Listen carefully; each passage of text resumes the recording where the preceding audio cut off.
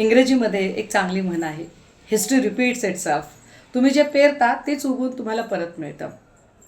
विजय वडेट्टीवारांचं आत्ताचं विधान की काही नव्या समीकरणांचा उदय होऊ शकतो का, हे या अर्थाने फार महत्त्वाचं आहे.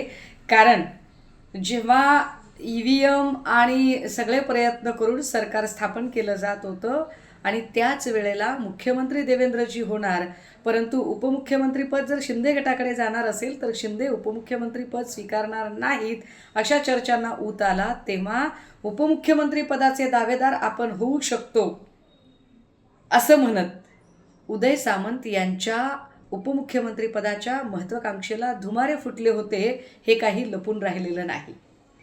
आणि तसंही एकनाथ शिंदे यांचं वारंवार उठणा मनाना आणि वारंवार रुसण्या फुगण्यातून आपलं दबावतंत्र तयार करण्याचं जे राजकारण आहे ते भाजपला काही फारसं पसंत पडलेलं नाही. अशा काळामध्ये भाजपला जर उदय सामंतांच्यासारखा एक फ्लेक्झिबल चेहरा मिळत असेल, होय उदय सामंत अत्यंत फ्लेक्झिबल आहेत. आधी राष्ट्रवादीतनं शिवसेनेतनं शिंदे गटात, उद्या जर अजून काही चांगली ऑफर असेल तर ते शिंदे गटातनं फार चटकन फारकत घेऊन भाजपाशी सुद्धा घरोबा करू शकतात. त्यामुळे अशा फ्लेक्झिबल चेहऱ्याला घेऊन भाजपा निश्चितपणे एका नव्या समीकरणाचा उदय घडवून आणू शकते. या अर्थाने सुद्धा मला असं वाटतं की आत्ताची जी राजकीय मूव चालू आहे किंवा एकनाथ शिंदे यांचा जे काही रुसणं फुगणं चालू आहे, हे फार विचार करण्यासारखं आहे.